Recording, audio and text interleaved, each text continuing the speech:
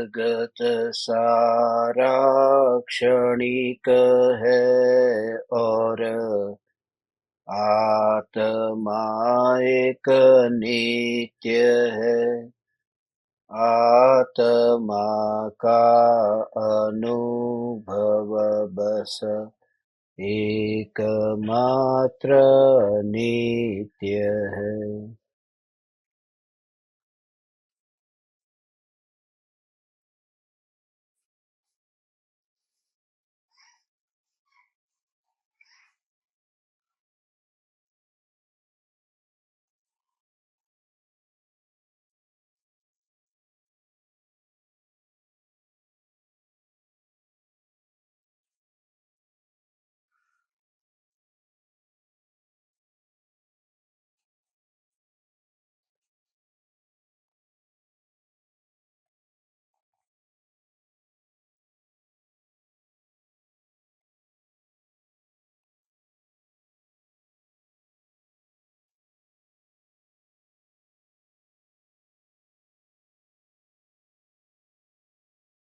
चैतन्य स्वभावी भगवान आत्मा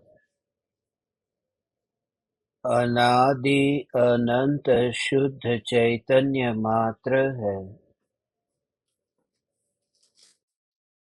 ज्ञान मात्र है।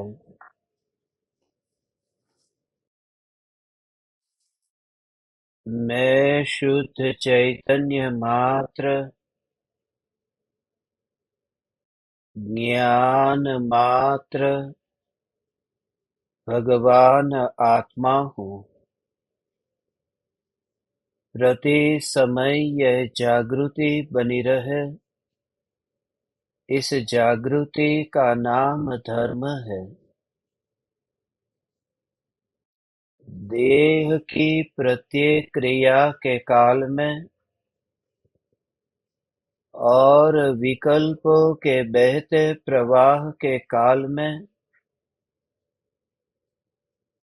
ज्ञानी को प्रति समय यह जागृति रहती है कि मैं चैतन्य तत्व इस देह की किसी भी क्रिया में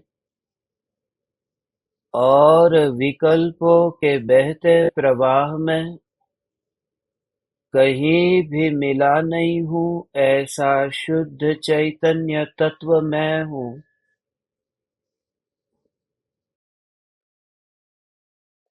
प्रति समय स्वयं की शुद्ध चैतन्य सत्ता का बोध आत्म जागृति ही धर्म है। चैतन्य तत्व की स्व-संवेदन प्रत्यक्ष निर्विकल्प अनुभूति होते ही देह होने पर भी देहातीत दशा प्रकट होती है। इतना ही नहीं, विकल्प होने पर भी विकल्पातीत दशा प्रकट होती है। चैतन्य तत्व की निर्विकल्प अनुभूति होते ही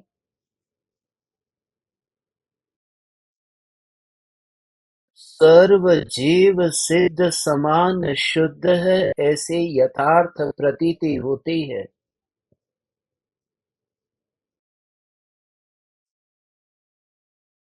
सिद्ध परमात्मा ही सिद्ध परमात्मा के रूप में नहीं दिखाई देते।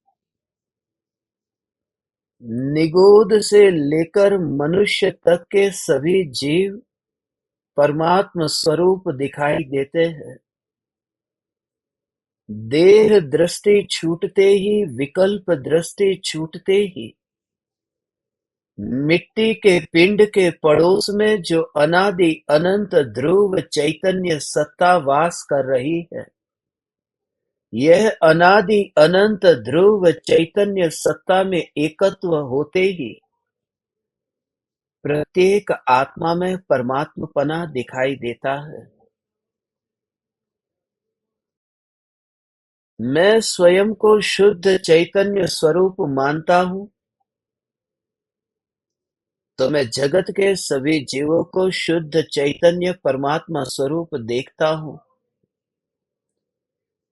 मगर ऐसी जो अपूर्व दृष्टि कि जिस दृष्टि के प्रकट होते ही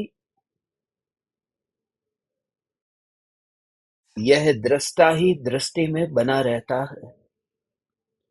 यह दृष्टा और कोई नहीं, यह दृष्टा ही ध्रुव चैतन्य परमात्मा है। यही मैं हूँ, यही तुम हो। जिसे ये श्रद्धा हो चुकी है कि यही मैं हूँ, बस वह ज्ञानी है। जिसे श्रद्धा नहीं हुई है, बस वह अज्ञानी है। ज्ञानी और अज्ञानी के बीच में कोई स्वभाव का फासला नहीं है। सिद्ध और संसारी के बीच में कोई स्वभाव का फासला नहीं है। फासला है तो समय का फासला है, और वह भी पर्याय की दृष्टि से, वह भी अवस्थाओं की दृष्टि से, कि आज सिद्ध परमात्मा उस परमात्मा अवस्था को प्राप्त हुए हैं, और मैं भी निकट काल में उस अवस्था को प्राप्त होऊंगा। भूत काल प्रभु आपका, वह मेरा वर्तमान। वर्तमान जो आपका, वह भविष्य मम जान। हे वितरागी परमात्मा, जो आपका भूतकाल था वह मेरा वर्तमान काल है, और जो आपका वर्तमान है वह मेरा भविष्य होगा। हे वितरागी परमात्मा, मैं निकट काल में आपके जैसा होऊंगा, मगर आपके जैसा होऊंगा कब? जब ये स्वीकार होगा कि मैं स्वभाव से, दृष्टि से आप समान हूं। देह होने पर भी सिद्ध स्वरूप ऐसा अनुभव पता ही न चले। जिस चैतन्य महल में मैं वास करता हूं, इस चैतन्य महल की ज्ञान की खिड़की से मैं अपनी पड़ोसन इस राख की बनी हुई दीवार को देखता हूं। जिस राख की दीवार में हड्डियां दिखाई नहीं देती। स्वाभाविक है, दीवार में ईंटें हमें कहाँ दिखाई देती है? दीवार में पत्थर हमें कहाँ दिखाई देते हैं? दीवार में जो सीमेंट है, रेत है, वह हमें कहाँ दिखाई देती है? दिखाई देता है तो ऊपर का रंग दिखाई देता है। दिखाई देता है तो उस दीवार पर लगे हुए जाले दिखाई देते हैं। ऐसे ही इस राख की दीवार के ऊपर काली या गोरी चमड़ी दिखाई देती है। इस राख की दीवार के ऊपर ये बाल के जाले दिखाई देते हैं। मगर मैं चैतन्य महल में रहता हूं, मैं दीवार में नहीं रहता। चैतन्य महल में रहता हूं, यह भी क्यों? मैं स्वयं चैतन्य महल हूं। ऐसी जहां प्रतीति हो जाए तो इन परमाणुओं का विस्फोट होता है। दुनिया ये देखती है कि ये देहधारी है। दुनिया ये देखती है कि ये पत्नी, पति, बच्चे, परिवार, उनके साथ में ये रहते हैं। दुनिया की दृष्टि में ये आएगा ही नहीं कि तू यहाँ नहीं है, तू तो उस लोक में है जिस लोक में परमाणुओं के लिए जगह ही नहीं है। तो उस चैतन्य लोक में है जिस लोक में विकार के लिए जगह नहीं है, तो वही वास करता है। जैसे कोई व्यक्ति खिड़की को बंद कर दे तो उसके पड़ोस में कौन रहता है उसका पता नहीं चलता। हे चैतन्य परमात्मा, ऐसे ही ज्ञान की खिड़की बंद हो जाती है कि पड़ोसन का पता ही नहीं चलता। यही तो कारण है कि ज्ञानियों को जब ध्यान में ऐसे लीन होते हैं तो जंगल के जानवर भी शरीर खा जाए तो भी यहाँ कुछ हल्का नहीं लगता। हमें लगता है थैली में कोई सामान भरा हो, और उस थैली में सामान भरा हो और उस थैली को कोई काट दे, चूहा थैली को काट दे और शक्कर थोड़ी कम हो जाए तो थैली का भार थोड़ा कम हो जाता है। मगर जो ज्ञानी आत्म स्वरूप में लीन हुए हैं, जंगल के जानवर इस शरीर को खा जाए तो भी उन्हें कुछ हल्का नहीं लगता, क्योंकि जिसने थैली को पकड़ा हो उसे लगेगा कि भारी थैली में से अब हल्की थैली हो गई। मगर थैली को उठाया ही न हो और दूर से जो थैली को देखता हो वह वहां पर होता ही नहीं है। ऐसा ही ज्ञानी का अनुभव है। ज्ञानी इस थैली में रहता ही नहीं है। इस थैली में नहीं रहता, इसी का नाम है कि ज्ञानी इस राख की दीवार का पड़ोसी है। ये बहुत ही अद्भुत ये रहस्य है। हे चैतन्य परमात्मा, भेद ज्ञान के बल से तुम्हारे आत्मा में ऐसी दशा प्रकट हो, ऐसी अपूर्व दशा प्रकट हो कि देह की प्रत्येक क्रिया के काल में देह से अत्यंत दूर ये चैतन्य स्वरूप ही दृष्टि में आए। तू बोलेगा, तू खाएगा, पिएगा, चलेगा, ये देह की क्रिया तू करेगा, मगर वो तू करने वाला नहीं है। वहां क्रिया तो होगी, मगर क्रिया का कर्ता नहीं होगा। करने वाला मर गया, और जब करने वाला मर जाता है तो अहंकार भी मर जाता है। आज परम कृपालु देव इस अहंकार को कैसे पिघालना है उसकी कला बताते हैं। जैसे बर्फ अग्नि के संपर्क में जाता है और पिघलने लगता है, ऐसे ही शिष्य सदगुरु के योग में जाता है और शिष्य का अहंकार पिघलने लगता है। और उस अहंकार को पिघलने की ये कला आज हम यहाँ समझेंगे। बहुत ही अद्भुत रहस्य है जो परम कृपालु देव इस आत्म सिद्धि शास्त्र की 18वीं गाथा में हमें समझाएंगे। कल तक हमने जो चर्चा की थी वह स्वच्छंदता के संबंध में की थी कि अपनी मति कल्पना से कोई मुक्ति के मार्ग पर यात्रा करके मोक्ष की मंजिल तक पहुंचना चाहता है तो पहुंच नहीं सकता। उसे सदगुरु का आश्रय लेना ही होगा। छत जब तक कच्ची है तब तक नीचे लकड़ी के सहारे की जरूरत है। यदि सहारा न होगा तो छत गिर जाएगी, और छत यदि पक्की हो जाए और उस सहारे को हटा न दिया जाए तो भी तकलीफ है, तब छत नहीं गिरेगी। हम घर में चलते इधर उधर जाते हम खुद गिर जाएंगे, उसे टकराकर गिरेंगे। इसलिए जब तक छत कच्ची है तब तक सहारे की जरूरत है। अभी हमें सदगुरु के सहारे की कितनी जरूरत है। जैसे बच्चा माँ के बिना रह नहीं सकता, बस ऐसे ही जब तुम्हें लगे गुरु अर्थात माँ, माँ ने तो जीवन देकर के शरीर को जन्म दिया है।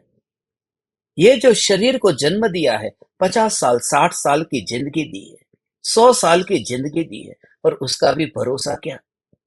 गुरु ने वह जीवन दिया है जो अनादि अनंत है, जिसका पता ही नहीं था, बिल्कुल अनजान था। जिस समय ये चैतन्य परमात्मा अनुभव में आएगा, हे चैतन्य परमात्मा, तुम्हें स्वयं को इतना अहोभाव आएगा, इतना अहोभाव आएगा। अभी अभी एक नदी से गुजरता हुआ मैं आया हूं। उस नदी को पार करना था, मगर तैरना नहीं आता था। नदी को पार करूं कैसे, इसलिए बहुत दूर से यात्रा करके फिर यहां आना पड़ा।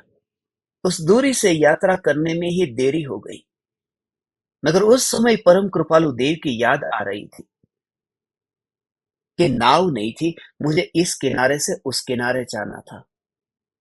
इसलिए मैं एक ही किनारे पर अटक करके रह गया।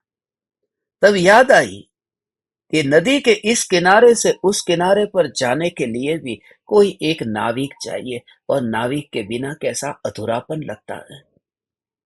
और हम जहां हैं वहां नदी के इस पार नहीं है, हम तो सागर के इस पार हैं, और हमें तो संसार के सागर को पार करना है।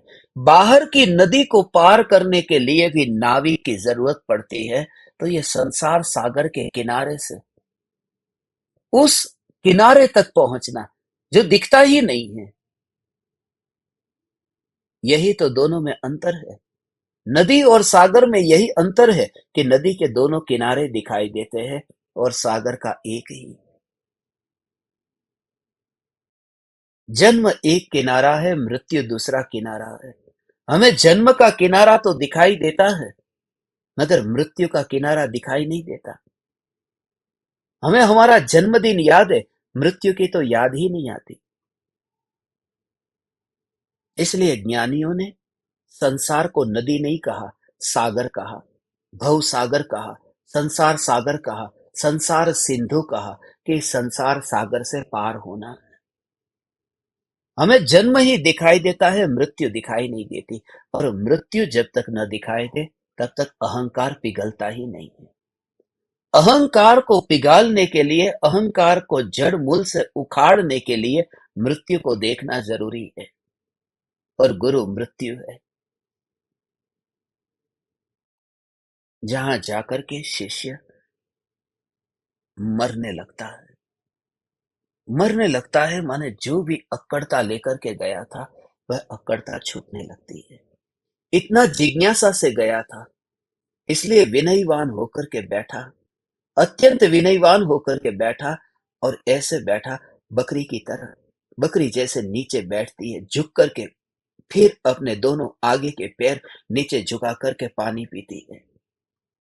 भैंसे की तरह नहीं, जो पानी भी पीना चाहता है मगर पानी में गिर करके पीता कम है, पानी को बिगाड़ता ज्यादा है। जो शिष्य सदगुरु के पास में बकरी की तरह जाकर के बैठता है वह बहुत कुछ पा लेता है। वो जीवन में उस अनुभूति को उपलब्ध होता है जिसका उसे स्वप्न में भी विचार नहीं आया था। आज अनंत ज्ञानियों की महिमा, अनंत ज्ञानियों की महिमा कैसे जगेगी, इस गाथा को आज हम पढ़ेंगे। 18वीं गाथा है। परम कृपालु देव ने इस गाथा में मान पर जोर दिया है कि सदगुरु के शरण में जाने पर मान से छुटकारा होगा। अकेले अकेले अपने आप मान छूटता ही नहीं है, क्योंकि शिष्य हमेशा यही चाहता है कि मेरे से जो नीचा है उसके पास में मैं रहूं।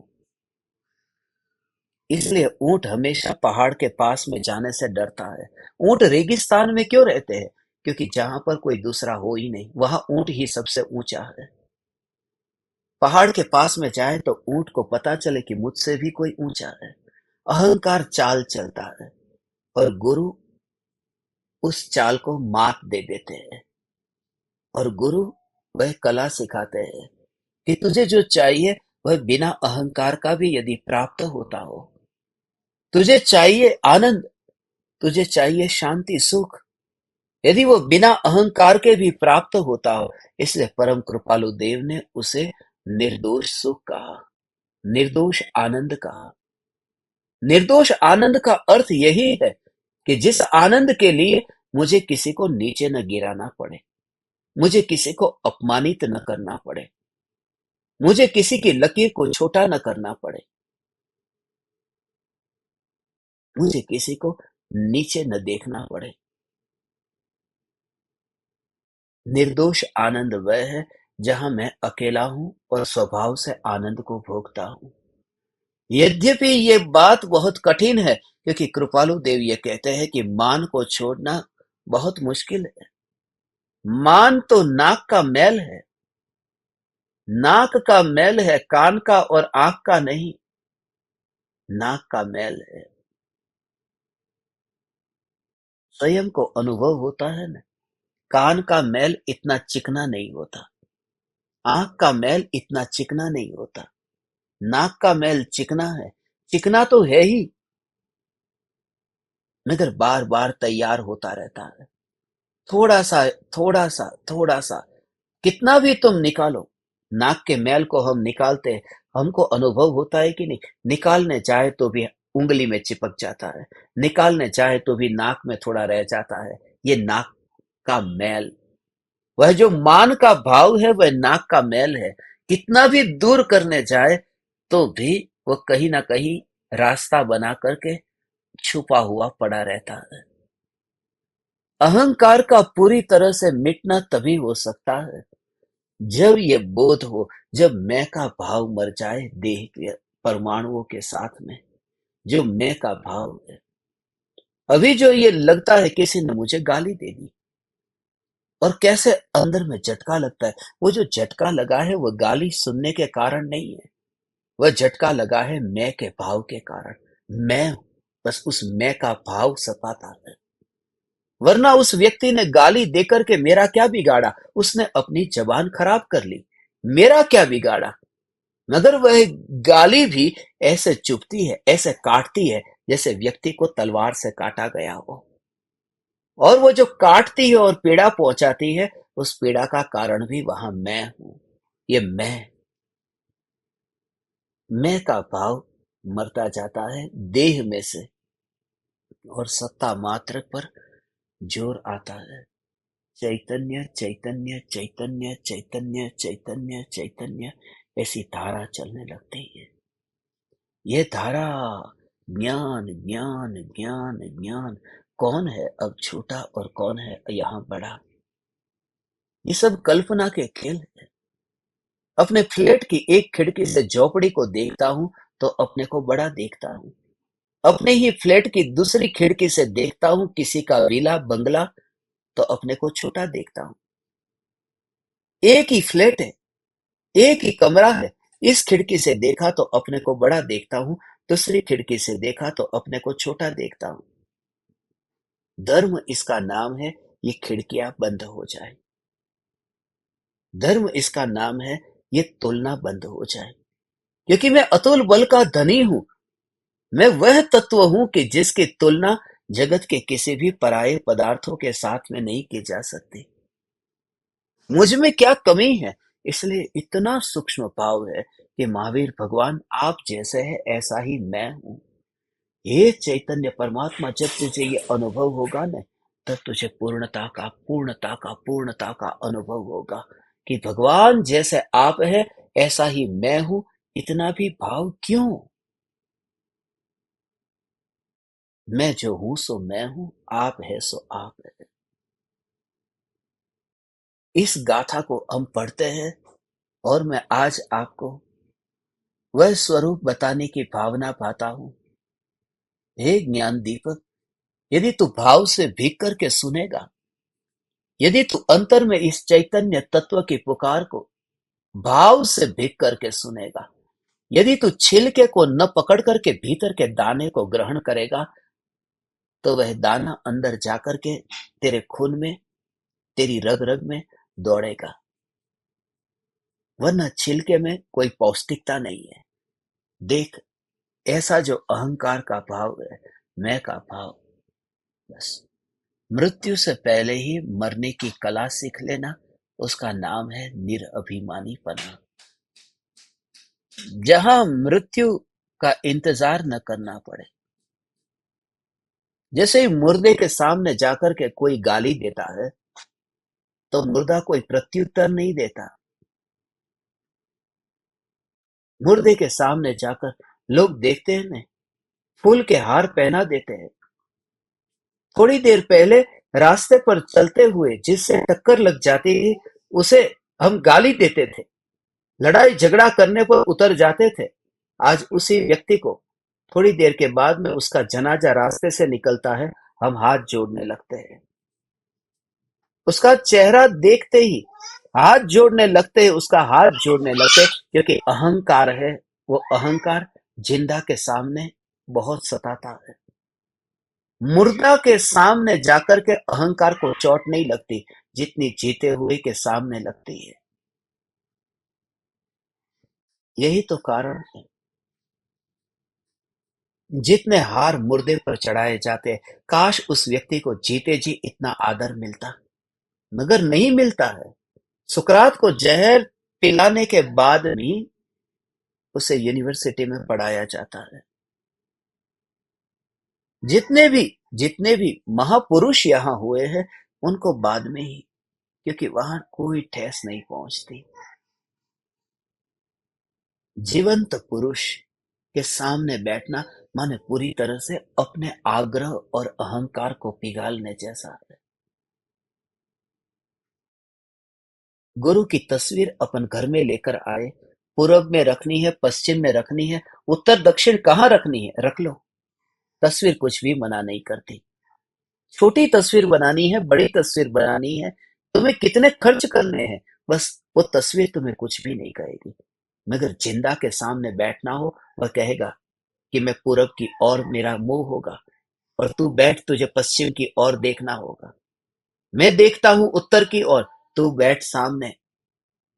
तो वो जीता हुआ गुरु है, उसके सामने शिष्य को फिर पलटना पड़ता है। इसलिए जीते हुए व्यक्ति के सामने जाकर बैठना, ये बहुत बड़ा साहस है। अहंकार हमेशा चाहता है कि घर में तस्वीर को रख करके ही गुरु की पूजा हो, जिंदा के पास में बैठना न पड़े, क्योंकि तस्वीर अपनी गुलाम होती है। और गुरु तुम्हें गुलाम नहीं बनाते, गुरु तुम्हें सम्राट, गुरु तुम्हें मालिक कहते हैं। वह कहते हैं कि तू सम्राटों का सम्राट है। अंतर में झांक करके इस गाथा को हम पढ़ते हैं भगवान, और इसके भाव को समझते हैं। गाथा 18वीं है।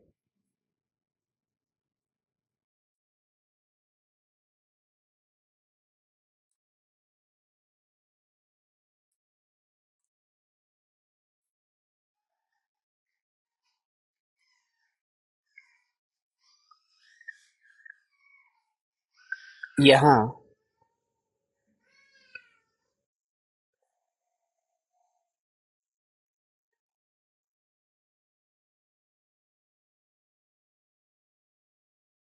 ये 18वीं गाथा है।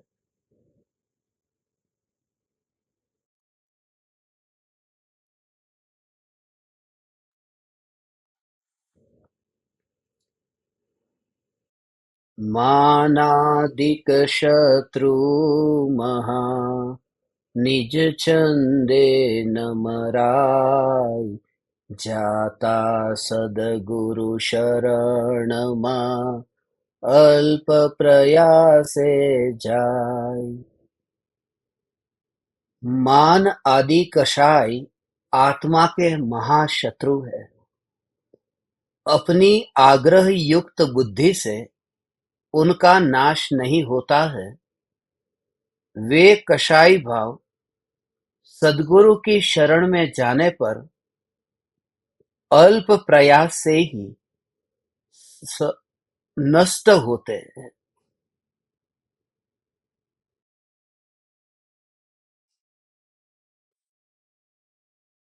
चार गाथाओं से लगातार हम ये चर्चा करते आ रहे हैं स्वच्छंदता के बारे में। मानादिक शत्रु महा, यहाँ कृपालु देव ने किसी व्यक्ति को शत्रु नहीं कहा है। कोई व्यक्ति हमारा शत्रु है ही नहीं। हमारा जो अहंकार है वही हमारा शत्रु है। जो अरिहंत भगवान को हम अरिहंत कहते हैं, उसका अर्थ ही यह है, शत्रु को नष्ट करने वाले। मगर शत्रु को नष्ट करके किसी व्यक्ति को नष्ट नहीं किया, कोई युद्ध करने नहीं गए। कहते हैं ना हम, यद्यपि युद्ध नहीं कियो, ना ही रखे असी तीर, परम अहिंसक आचरण, तदपि बने महावीर। न कोई युद्ध करने गए, न अपने हाथ में कोई तीर, कोई बाण, न कोई अपने हाथ में कोई धनुष, न अपने हाथ में कोई तलवार, न कोई चक्र, और फिर भी वे महावीर हो गए परम अहिंसक आचरण से। उन्होंने किसको जीता, किसको नष्ट किया? अरिहंत, शत्रु का नाश करने वाले। ये भाषा भी कैसी है, क्योंकि हमें इस भाषा में ही समझ में आता है। परमात्मा के साथ में भी हम ये शत्रु वाली बात क्यों लाते हैं? क्योंकि हमारे दिमाग में वही है, इसलिए हमारी मति कल्पना से ही हम निरूपण करेंगे। सत्य तो यह है कि जो स्वरूप में ऐसे समा गए हैं और केवल ज्ञान को उपलब्ध हुए हैं, बस नमो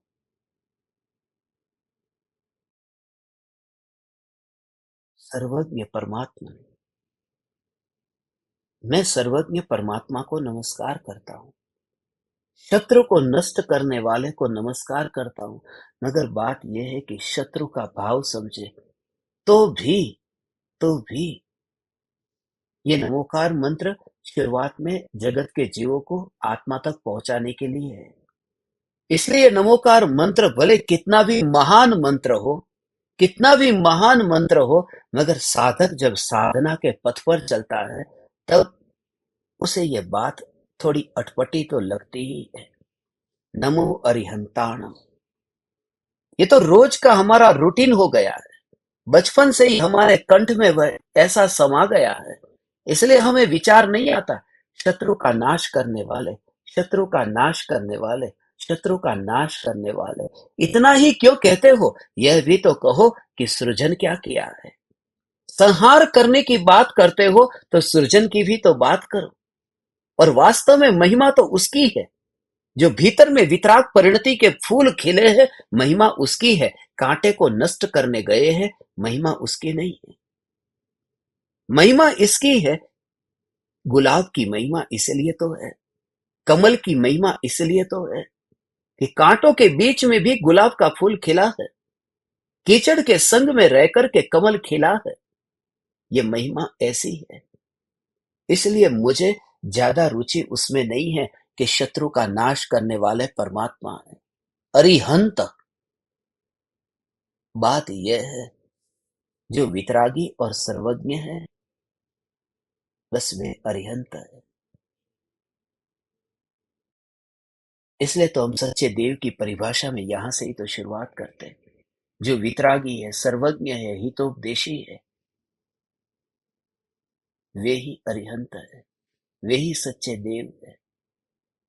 जैसे नमोकार मंत्र में उस भाषा का उपयोग किया है, ऐसे ही यहां पर भी ऐसी ही भाषा का उपयोग किया है।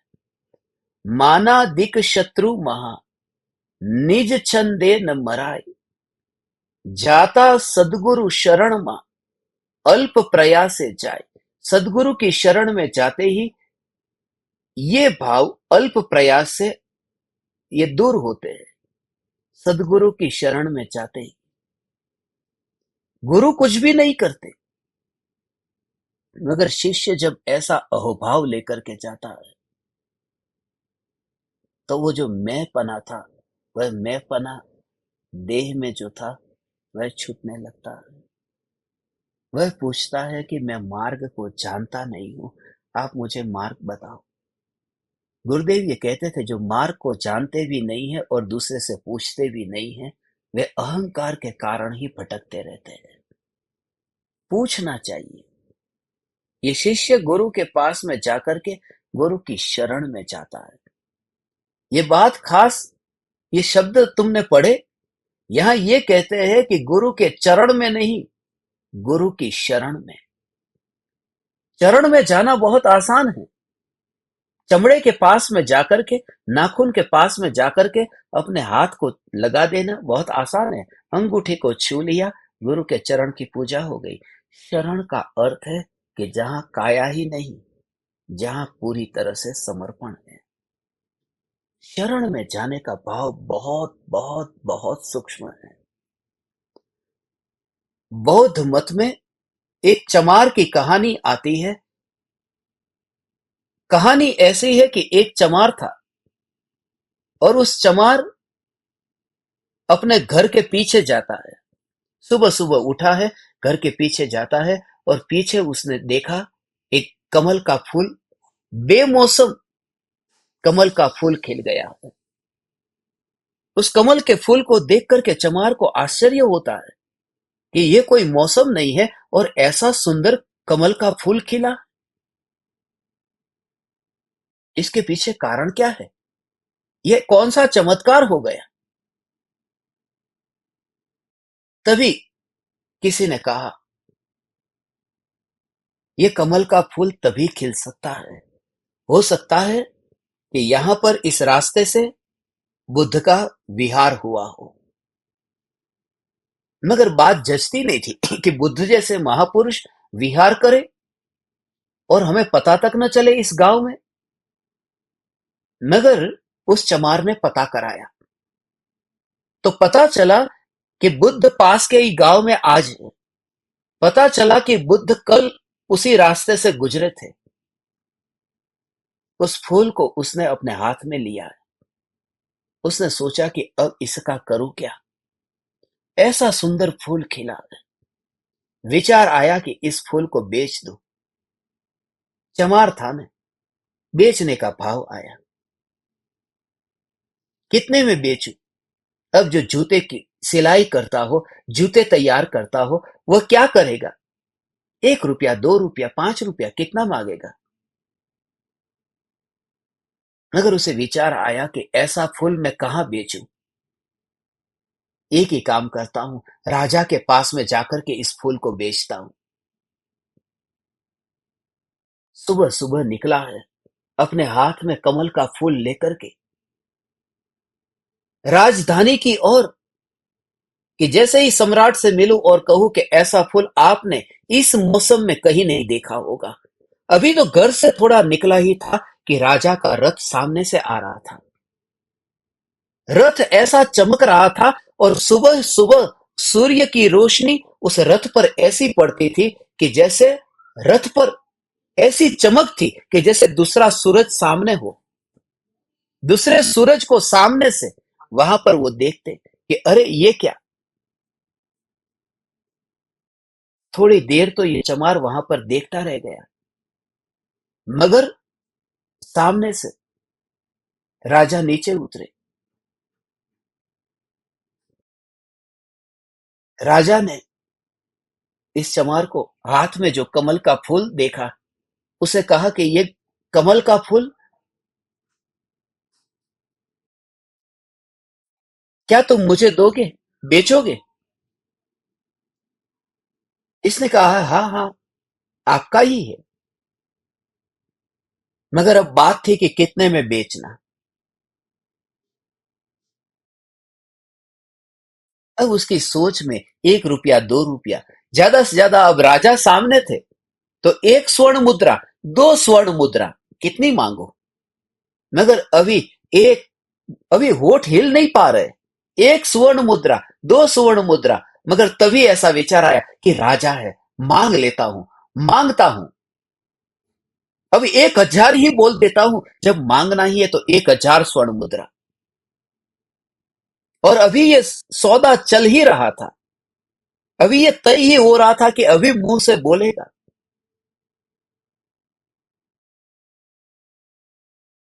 तभी थोड़ी देर में पीछे से राजा के वजीर का रथ आ रहा था।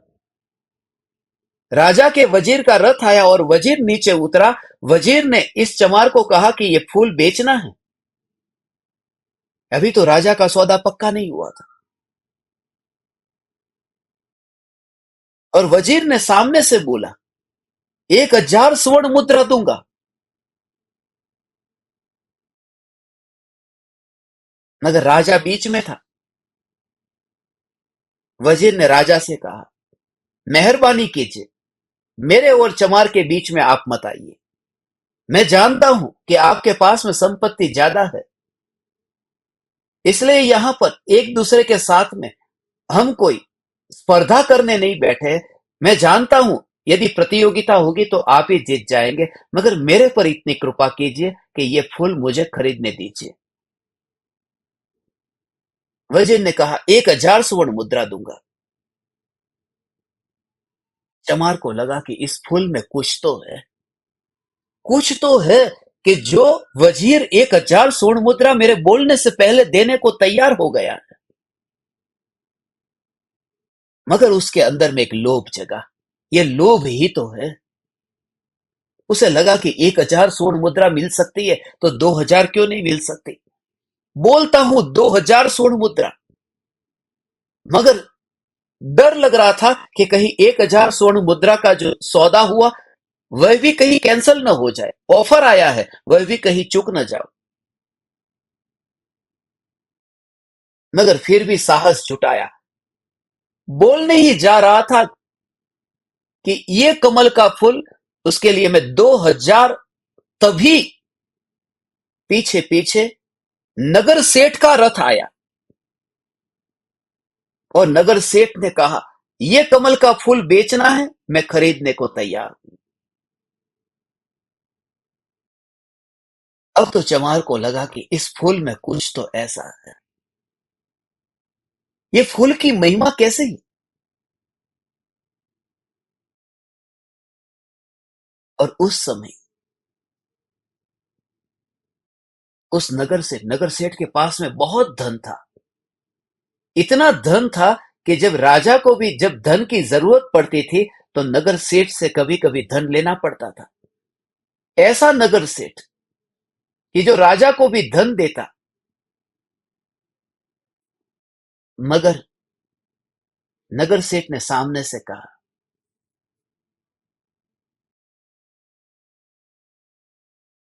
मैं इसके लिए 1,00,000 स्वर्ण मुद्रा दूंगा। 1,00,000 स्वर्ण मुद्रा। अब तो इसे भरोसा न रहा। 1 लाख स्वर्ण मुद्रा नगर सेठ देने को तैयार है। इस कमल के फूल में ऐसा है क्या? तब उसे लगा कि जिसके विहार करने की वजह से ये कमल का फूल खिल गया हो, वे बुद्ध कैसे होंगे कि जिसके लिए ये नगर सेठ 1 लाख स्वर्ण मुद्रा देने को तैयार हुआ, और यदि वह मांगता तो 1 लाख के बदले में 2 लाख स्वर्ण मुद्रा भी मिल सकती थी। मगर उसे ऐसा लगा कि ये फूल की महिमा अब वो लाख स्वर्ण मुद्रा से भी नापी न जा सके, ऐसी इस फूल की महिमा है। अब उत्तम यही होगा कि इस फूल को मैं न बेचूंगा, इस फूल को उसे ही अर्पण कर दूं जिनकी वजह से यह फूल खिला है। और वह चमार बुद्ध के पास में गया। बुद्ध के पास जाकर के बुद्ध को उसने ये कमल का फूल चढ़ा दिया। सही जगह पर कमल का फूल पहुंच चुका था।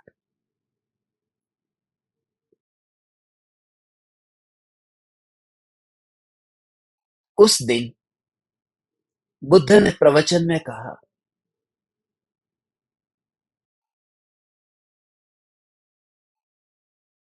कि ये जो सुदास आया है, उस चमार का नाम सुदास था। बौद्ध कथाओं में उस चमार का नाम सुदास लिखा है। ये सुदास जो आया है, कमल का फूल लेकर के आया है। उसने कमल का फूल चढ़ाया है। उसने आज राजा, वजीर और नगर सेठ से भी ज्यादा वैभव कमाया है। उसके पास में इतनी संपत्ति आज आ गई है कि वो फूल लेकर के बस उसने राजा से भी अधिक कमा लिया है। राजा से भी अधिक संपत्तिवान, वैभववान हो गया है। बुद्ध ने अपने प्रवचन में सुदास के बहुत गुणगान गाए। और तब उस चमार को ये विचार आया कि एक गुलाब का कमल का फूल, एक कमल का फूल, एक कमल का फूल बुद्ध के चरण में चढ़ाने से यदि इतना वैभव कमाया जा सकता है, तो अब कमल का फूल क्या चढ़ाना, अब मैं अपने को ही चढ़ा देता हूं। और उसने अपने को बुद्ध के चरणों में ऐसे चढ़ा दिया, और उसी दिन वो फिर घर पे नहीं गया वापिस। उस दिन उसने बुद्ध के पास में दीक्षा ली, भिक्षुक हुआ। बात यह है कि तुम जिन्हें गुरु मानते हो, उनके पास जाकर के दुनिया की संपत्ति तो एक और रही, तुम्हें जिस दिन वह भाव आए कि अब ये 2 कौड़ी का माल क्या चढ़ाना, इसे क्या चढ़ाना, मैं अपने ही, इसलिए तो श्रद्धांजलि कहते हैं, श्रद्धांजलि समर्पित करता हूं। इस शब्द का अर्थ हमने इतना गलत ले लिया है कि मरने के बाद में किसी के फूल से बनी हुई वो जो हार, उस हार को तस्वीर के सामने वहां पर चढ़ा देना, वह उसका सम्मान हो गया, वह श्रद्धांजलि हो गई। श्रद्धांजलि उसका नाम नहीं है। गुरु के शरण में जाकर के बस अपना सब कुछ अर्पण करने को तैयार है, ये श्रद्धांजलि है। और श्रद्धा ही तो मेरे पास है। मेरी श्रद्धा में सदगुरु को विराजमान करना। सदगुरु मेरी श्रद्धा में विराजमान हो। अहो भाव आए, हे ज्ञान दीपक, हे चैतन्य परमात्मा, प्रति समय जागृति, कि बस आज तक अहंकार की वजह से मुझे कुछ मिला ही नहीं। और अहंकार इसका नाम नहीं है कि तुम एक एक के पास में जाकर के हाथ नहीं जोड़ते हो। अहंकार उसका नाम नहीं है। अहंकार के लिए वह भाव चाहिए, दूसरा छोटा है और मैं बड़ा हूं। कोई यहां छोटा नहीं, कोई यहां बड़ा नहीं। जब दूसरा कोई है ही नहीं, तो मैं किसे छोटा और किसे बड़ा कहूं भगवान। हे चैतन्य परमात्मा, अंतर में ऐसी चैतन्य चैतन्य चैतन्य चैतन्य चैतन्य चैतन्य चैतन्य चैतन्य चैतन्य की धारा चले कि बस कितना भी आसमान में मैं उड़ता हूँ, मगर सदगुरु की शरण में रहने से जो आनंद आता है, वह आनंद आसमान में उड़ने से नहीं आता। अहंकार रास्ता खोजता है, अहंकार तर्क करता है, अहंकार बचाव करता है, अहंकार कहता है कि मैं ही सच्चा हूं, मैं ही सच्चा हूं। मनुष्य गति में कृपालु देव ने इस दोहे में कहीं पर भी ये नहीं लिखा। परम कृपालु देव ने इस दोहे में कहीं पर भी ऐसा नहीं लिखा, इस गाथा में, कि क्रोधाधिक शत्रु महा, ये नहीं कहा। कहा है तो ये कहा है कि मानादिक शत्रु महा। वास्तव में तो चार कषाय है, क्रोध, मान, माया, लोभ, ये चार होने चाहिए, मगर क्रोधाधिक शत्रु महा नहीं, मानादिक शत्रु महा, क्योंकि मनुष्य गति में मान सबसे अधिक है। नरक में क्रोध, मनुष्य में मान, तिर्यंच में माया और स्वर्ग के देवों में लोभ। ये चारों गतियों में चार कषाय की मुख्यता पाई जाती है। होते तो चारों गतियों में चारों कषाय होते हैं, मगर मुख्यता है अनंतानुबंधी क्रोध, मान, माया, लोभ, जो सभी मिथ्या दृष्टियों में पाए जाते हैं। उनमें ये क्रोध, मान और माया, लोभ, मान है वो मनुष्य में। उसका कारण है क्रोध नरक में क्यों? क्योंकि वहां कषाय की इतनी तीव्रता के निमित्त भी ऐसे होते हैं कि वहां पर चित्त में कहीं शांति नहीं, बेचैनी, मार काट, लड़ाई झगड़ा वहां। तो इसलिए नरक में क्रोध स्वाभाविक है। वहां किसी के पास में करोड़ रुपए हो, किसी के पास में लाख रुपए हो, कोई मर्सिडीज लेके निकला हो, कोई मारुति 800 लेके निकला हो, तो फिर मान पैदा होगा, वह बड़ा मैं छोटा। वह मनुष्य गति में ही होता है। जो कैटेगरीज होती है वो मनुष्य गति में जितनी होती है उतनी बाकी की तीन गतियों में नहीं होती। नारकी को कुछ भी नहीं मिला, स्वर्ग के देव को सब कुछ मिला। तिरियंच है, नंगे घूम रहे हैं, चीटी, कीड़े मकोड़े, गाय भैंस। क्या करे मान, मैं बड़ा मैं छोटा। एक मनुष्य गति है जहां किसी के पास में 1 करोड़ है तो किसी के पास में लाख है, किसी के पास में 10 जोड़ी कपड़े, किसी के पास में 1 जोड़ी कपड़े है, किसी के पास में सोना है तो किसी के पास में चांदी है, तो किसी के पास में लोहा है, पित्तल है। ये मनुष्य गति में जितनी कैटेगरीज होती है, इसलिए सबसे अधिक जो कषाय, मान कषाय, वह मनुष्य गति में है। और कृपालु देव ने ये बात मनुष्य गति के जीव के लिए लिखी। इसलिए कृपालु देव ने क्रोधादि शत्रु महा नहीं कहा, मानादिक शत्रु महा। ये मानादिक शत्रु महा, अहंकार को जड़ मूल से निकालने के लिए गुरु के पास जाना। मगर हम गुरु के पास जाते हैं, समर्पण, समर्पण का अर्थ कंप्लीट डिवोशन। जब जरूरत पड़े तब तो तुम गुरु के चरण में, किसी ऐसा ही है। मुंबई की यह सत्य घटना है। मुंबई में एक व्यक्ति बहुत बहुत बहुत बहुत भक्ति भाव से मुझे सुनता था। मरीन ड्राइव पर रहता था, समुद्र के सामने ही उसका घर। सुनता था, मगर कभी आमने सामने बात नहीं हो पाती। कभी मुझे उनकी जरूरत पड़ती, मैं उनको कॉल करता, मगर वो कभी फोन नहीं उठाते। जरूरत थी तो फोन नहीं उठाते। मगर थोड़े दिन के बाद में ऐसा हुआ कि उनका फोन सामने से आया। मैं तो चौंक गया कि अचानक ये क्या, लॉटरी लग गई। इतने बड़े करोड़पति का फोन मेरे पास आया। मगर पता चला कि शेयर बाजार में सब कुछ लुट गया है, रास्ते पर आ गए हैं। जो करोड़पति था वह 7,000 रुपये 1 महीने की तनख्वाह के हिसाब से नौकरी कर रहा है, कांदीवली में किराए पर घर लिया है। उसने मुझे बुलाया, आप मेरे वहां आइए। जब गरज होती है ना, तब हम, मुझे कुछ ज्ञान दो, मुझे कुछ बोध दो, जरूरत पड़ी तब। मैं गया, मैंने उन्हें बताया, और उस समय ही महावीर का वारिस कौन ये किताब लिखी जा रही थी। 2008 की बात है।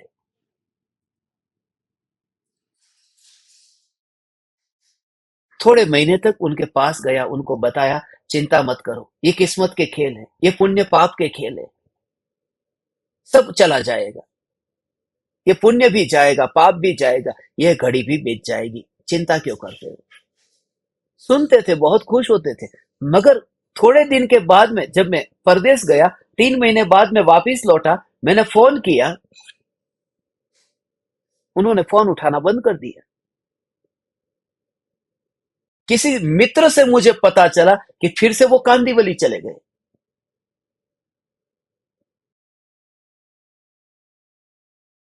और उसके बाद में आज तक मैंने फिर उसको कॉल नहीं किया। अब तो पता नहीं जी रहे होंगे कि खत्म हो गए होंगे, क्योंकि तब भी वो बूढ़े तो हो ही चुके थे।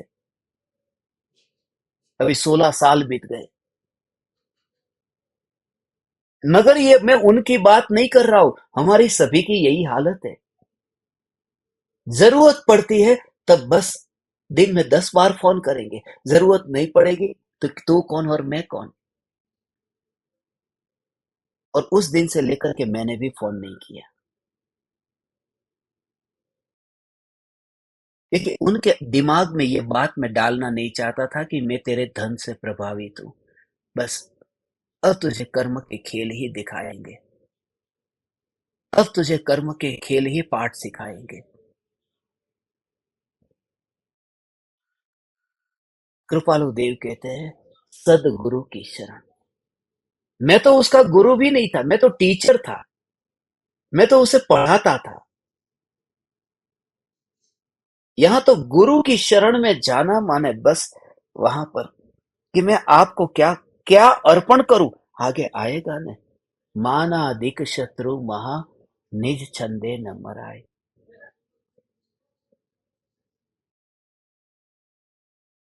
जिसको मैं रूप कहता हूं, ये रूप भी पल भर का है। जिसे मैं धन कहता हूं, ये धन भी पल भर का है।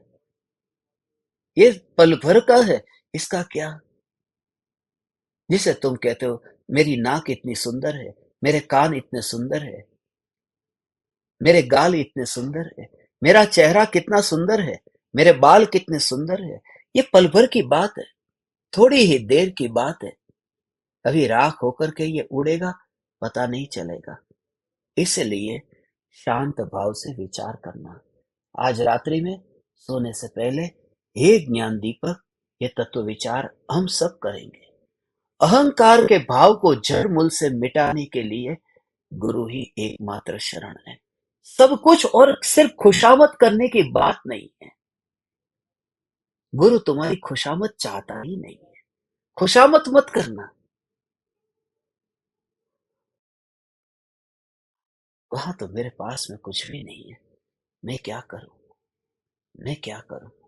ऐसा ऐसा ऐसा ऐसा ऐसा ऐसा अंदर में गुरु की भक्ति का भाव। मैं अपने गुरु के चरणों में झुका, बहुत लंबे विरह के बाद में झुका, बहुत बहुत लंबे काल के बाद में झुका, बाद में झुका। दूर से गुरु आ रहे हैं, और मैं क्या करूं। मैं ऐसे ही, ये तो मैं मेरे पूर्व भव का संस्मरण कहता हूँ। ये संस्मरण कहता हूँ कि गुरु दूर से आ रहे हैं। मैं क्या करूं, मैं क्या करूं, मैं क्या करूं। मैं गुरु के चरण में अपना सिर झुका करके वहीं पर ही बस लेट गया हूं, वहीं पर ही गुरु के चरण में समर्पित हो गया हूं। मगर गुरु दूर से चलते चलते आ रहे थे। उनके पैरों में इतनी धूल थी, पैर इतने गंदे थे। मगर जैसे ही मैं गुरु के चरण में झुका हूं, और जब मैं उठा और मैंने गुरु के चरण को देखा, तो मैंने गुरु के चरण इतने शुद्ध, इतने साफ, ये अचानक क्या चमत्कार हो गया। मगर सत्य तुमसे कहूं, पूर्व भव में ऐसी भक्ति की है, बस कहाँ अटकना हुआ वह भी तुमसे कहूं।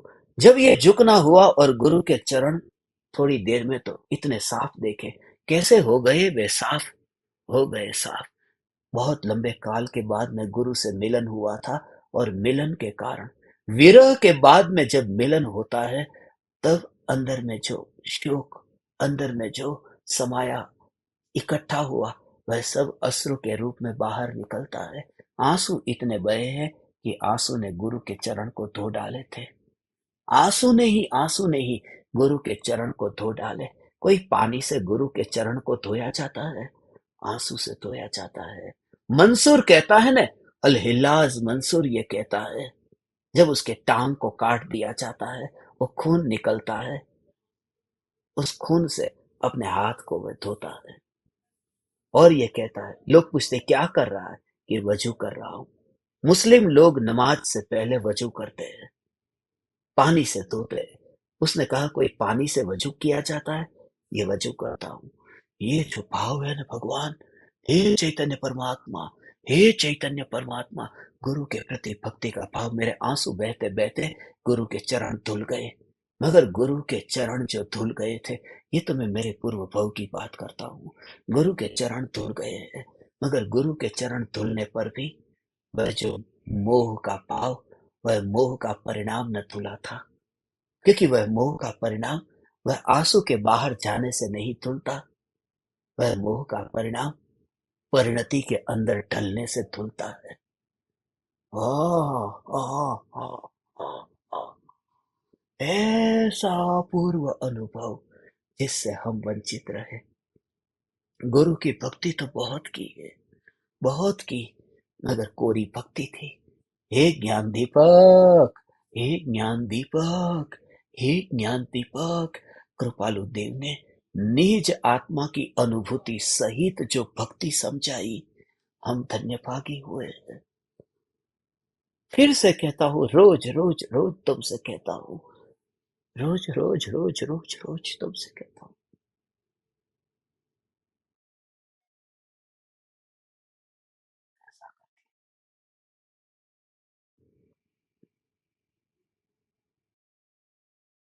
दोनों आंखों से बरसता हुआ वह जल गुरु के चरण को धो देता है, मगर मिथ्यात्व के मल को नहीं धो पाता।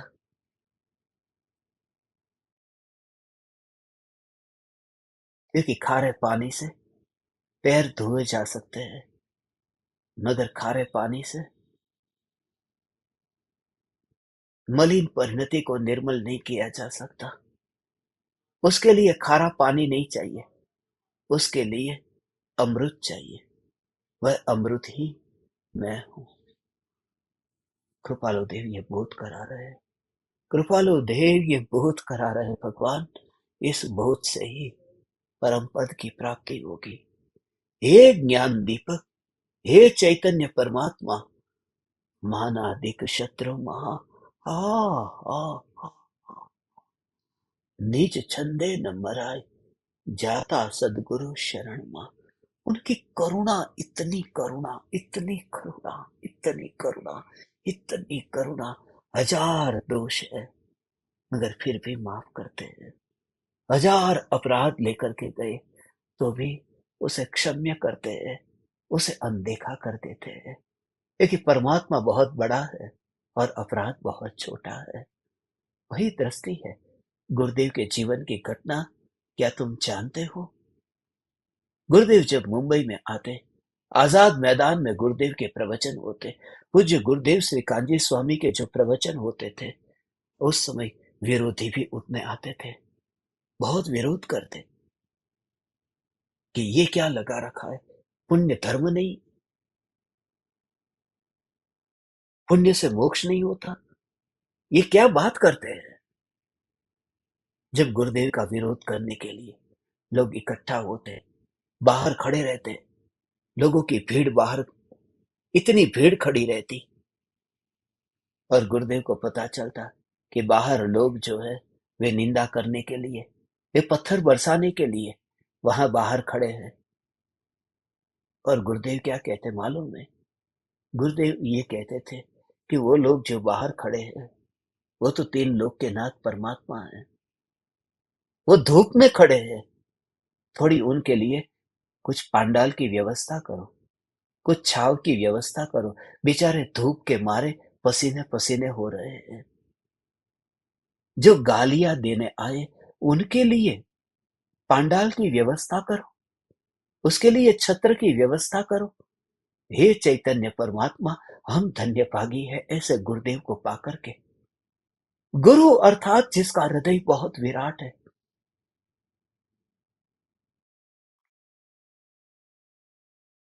ऐसे साधु सुगुरु कब मिली है, कब मिलेंगे ऐसे गुरु? हमारा दुर्भाग्य है, हम प्रत्यक्ष योग से वंचित रहे। मगर मैं तुमसे क्या कहूँ, परम कृपालु देव और गुरुदेव जैसे महापुरुष जो चैतन्य चैतन्य चैतन्य चैतन्य चैतन्य चैतन्य चैतन्य, ये चैतन्य स्वरूप की ऐसी महिमा बताई। अहंकार को जड़ मूल से निकालने के लिए गुरु की शरण ही एकमात्र उपाय है। बस जहां अहंकार जड़ मूल से छूटता है, गुरु की शरण, गुरु की शरण। क्योंकि एहसास होता है अहंकार से हाथ में कुछ नहीं आता। अहंकार न जाने कैसी कैसी कल्पना करता है। एक बार ऐसा ही हुआ था। सड़क पर गली में पत्थरों का ढेर लगा हुआ था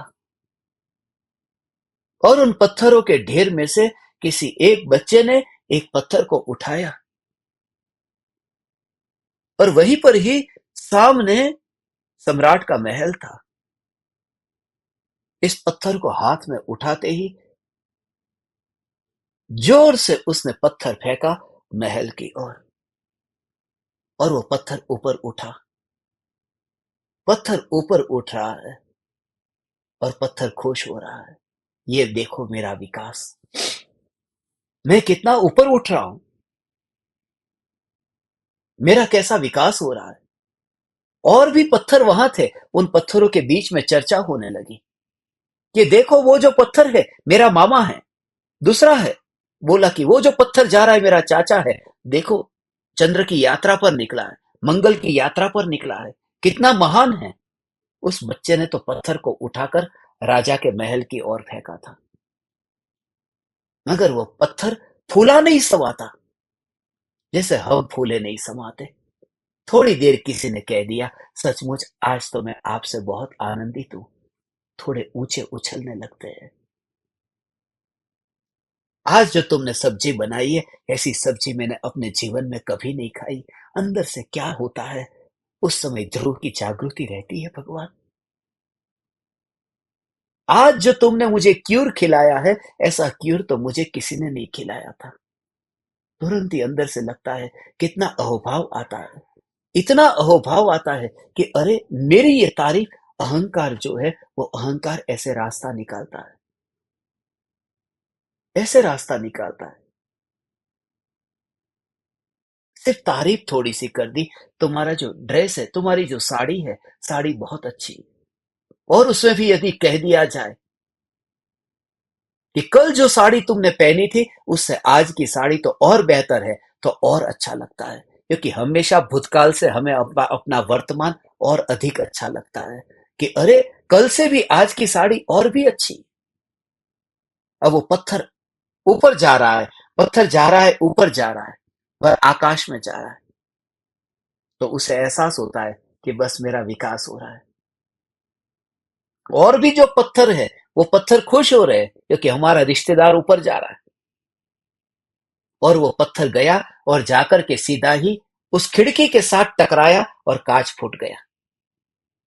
पत्थर कहता है देखो मेरी महानता, देखो मेरी महानता, कि कांच भी फूट जाए, मेरे रास्ते में जो भी आता है वो चूर चूर हो जाता है। पत्थर गुणगान गाता है अपना, मेरे रास्ते पर जो भी आता है वह चूर चूर हो जाता है। अब इसमें पत्थर की कोई महिमा नहीं है। पत्थर पत्थर है, कांच कांच है। कांच के साथ में टकराएगा तो कांच फूट जाएगा। उसमें पत्थर का कोई बड़प्पन नहीं है और कांच का कुछ छोटापन नहीं। कांच का स्वभाव है कि वो फूट गया, पत्थर का स्वभाव है कि वो वहां पर टकराया और कांच फूट गया। इसमें दोनों का स्वभाव है।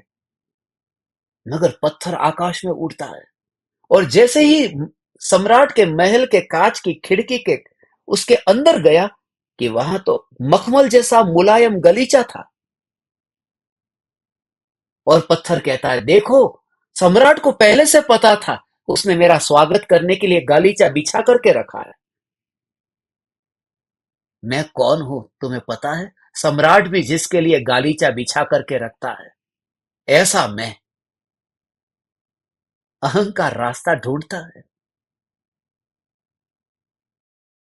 और वहां पत्थर की तारीफ हो रही, और ये पत्थर सब कुछ सुन रहा है। वो तारीफ को सुन रहा है। कौन नहीं सुनता तारीफ को? नहीं होती ऐसी तारीफ को भी हम सुन लेते हैं, तो होने वाली तारीफ को कौन नहीं सुनेगा? मगर वहां सम्राट का नौकर था। उस नौकर ने उस पत्थर को उठाया और फिर खिड़की से बाहर फेंक दिया। और जैसे ही पत्थर नीचे जा रहा था, कि नीचे के जितने पत्थर थे वो स्वागत में तैयार थे। पत्रकार लोग तैयार थे कि कोई अवकाश की यात्रा करके चंद्र से, मंगल से हमारा कोई साथी वापिस आ रहा है। और इसने तो अपनी आत्मकथा कहना शुरू कर दिया कि मैं तो वहां गया था, इतना सम्मान हुआ, ऐसे गालीचे बिछाए थे। हमेशा हम हमारा बड़प्पन ऐसे ही बताते हैं कि मैं वहां गया था, वहां ये हुआ, ये हुआ। पत्थर ने अपनी आत्मकथा लिखी। उसकी आत्मकथा बहुत प्रचलित हुई, लोकप्रिय हुई। ये कोई पत्थर की कहानी सुनकर के तुम्हें हंसी आती होगी कि कैसा ये पत्थर। मगर हम सभी के यही हाल है। हम भी पत्थर की भांति ही है। हे ज्ञान दीपक, ये एक अवसर मिला है, जाता सदगुरु शरणमा, अल्प प्रयासे चाय। आकाश में उड़ते समय ये जागृति कि कोई गलीचा मेरे लिए नहीं है, कोई कांच फूटने के लिए नहीं है। आत्मकथा लिखने जैसा कुछ भी नहीं। आज इस गाथा में परम कृपालु देव ने जो चैतन्य की पुकार करके ये जो स्वच्छंदता से छूटने के लिए जो कला समझाई है, हम इसका जड़ मूल से इसे दूर करने का प्रयास करेंगे। आज का दिन बस निरअहंकारी होने का दिन है। यदि आज के दिन तुम गुरु के सामने जाकर के क्षमा न मांग सको, आज के दिन यदि गुरु के सामने जाकर के गिर न सको, सामने जाकर के कृपालु देव के पास में बैठना। यदि वहां नहीं जा सकते तो बैठ करके भाव से, हे परम कृपालु देव, आज के बाद में मैं अपने को देह के रूप में न देखूं, राग और द्वेष वाला न देखूं, पापी पुण्यात्मा के रूप में न देखूं। मैं इस मनुष्य जीवन को सार्थक कर, मान से मुक्त होकर समान ऐसी दृष्टि को प्राप्त हो। न सम्मान चाहिए, न अपमान चाहिए, न मान की जरूरत है, न अभिमान की जरूरत है, न स्वाभिमान की जरूरत है। बस मैं चैतन्य सत्ता स्वरूप न्यायक देव हूं, यही पर्याप्त है। धन्य भागी हूं, आप परमात्माओं के योग में रह करके इस बालक को सत्संग करने का अवसर मिलता है। कश्मीर जैसी भूमि पर आकर के भी चैतन्य की पुकार छूटी नहीं है। ये हमारे महापुण्य का उदय है। मगर कल सुबह थोड़ी सी चैतन्य की पुकार छूट जाएगी। 6:42 का सुबह का जो अपना दीपक कनेक्शंस ध्यान प्रयोग कल सुबह प्रीमियर के रूप में यूट्यूब पर आएगा। मैं कल यहां श्रीनगर से निकलूंगा। आपको ये जानकर के आश्चर्य होगा, श्रीनगर जहां 95-96% से भी ज्यादा मुस्लिम लोग रहते हैं, और वहां पर चैतन्य की पुकार। आज श्रीनगर की सेंट्रल लाइब्रेरी में चीफ लाइब्रेरियन जिस तरह से प्रभावित हुए, कृपालु देव, और ये आत्मसिद्धि, और कुछ भी नहीं कहा मैंने, कुछ भी नहीं कहा। इसमें जो वस्तु स्वरूप बताया है, सिर्फ इतना कि ये बाहर के मटेरियल लाइफ की इस जिंदगी के बीच में रह करके अंदर में टचिंग कैसे करना है। अकेले रहने की कला कैसे सीखनी है। वो चीफ लाइब्रेरियन खुद बोलने लगी, हम सब यहाँ पर हो, पूरा जैन परिवार जो श्रीनगर में, आज सुबह यहाँ आत्मसिद्धि शास्त्र की ऐसी स्थापना हुई, मुझे लाहौर की याद आ गई, पाकिस्तान की याद आ गई। लोग कहते हैं कि वहां कौन रहते हैं, वहां मुस्लिम लोग रहते हैं। कोई मुस्लिम नहीं है, चैतन्य परमात्मा है। ये चैतन्य परमात्मा है, ये चैतन्य परमात्मा है। श्रीनगर में, यहाँ पर जो मेरे जीवन का सपना था, आज ये सपना पूरा हुआ। यहाँ पर सभी जैन परिवार को हमने आमंत्रित किया था, और सुबह सामूहिक रूप से एक एक घर पे जा नहीं सकता था इस सत्संग के कारण, नहीं तो कितने लोगों के वहां पर जाने को आमंत्रण मिला था, मगर समय नहीं रहा। सबकी भावना थी कि हमारे घर पर भी प्रत्यक्ष रूप से आकर के स्थापना हो। आज हम लाइब्रेरी में गए, उन्होंने 4 और लाइब्रेरी के बारे में कहा कि वहां पर भी ये शास्त्र पहुंचाओ। और मैंने तो सोचा ही नहीं था कि यहाँ इतने शास्त्र की जरूरत पड़ेगी, मैं तो इतने लाया भी नहीं था। तो मैंने उनको कहा कि आपको कुरियर करेंगे अभी, मगर मैं आपसे कहता हूं, ये वाणी ही ऐसी है, इस वाणी को कोई एक बार सुने तो दीवाने हो जाए।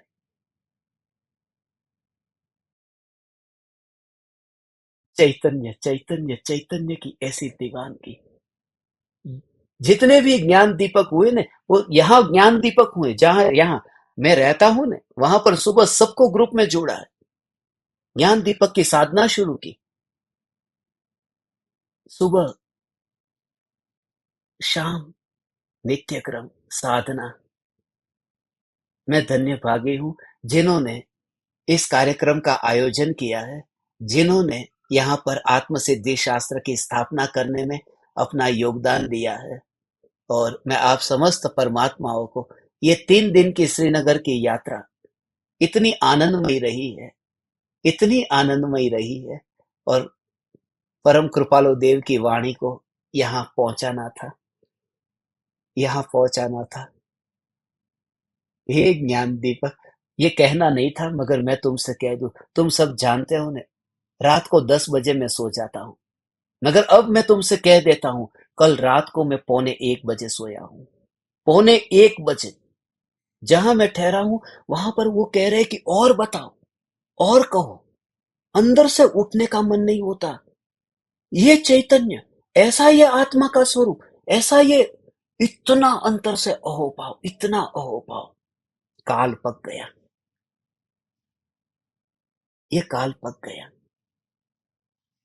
मैंने उनको कहा कि आप परमात्मा, यहाँ पर जो, बस ऐसे ही समझो कि परमात्मा का संदेश एक पैगंबर होकर के, ये परमात्मा की पुकार इस नगर में पहुंची है, श्रीनगर में पहुंची है। मैं आप समस्त परमात्माओं को मेरे हृदय के अंतःकरण से प्रणाम करता हूं। मेरे प्रणाम स्वीकार करें।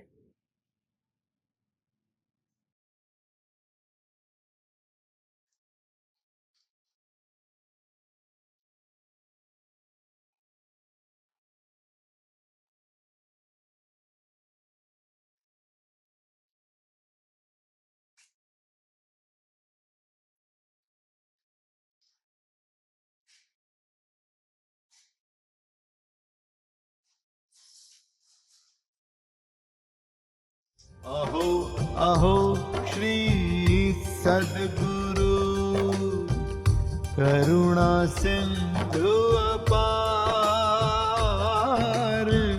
इस पामर पर प्रभु किया अहो अहो उपकार, अहो अहो उपकार। देह सहित जिनकी दशा, वरते देहातीत, उन ज्ञानी के चरण में हो वंदन अगणित, हो वंदन अगणित, हो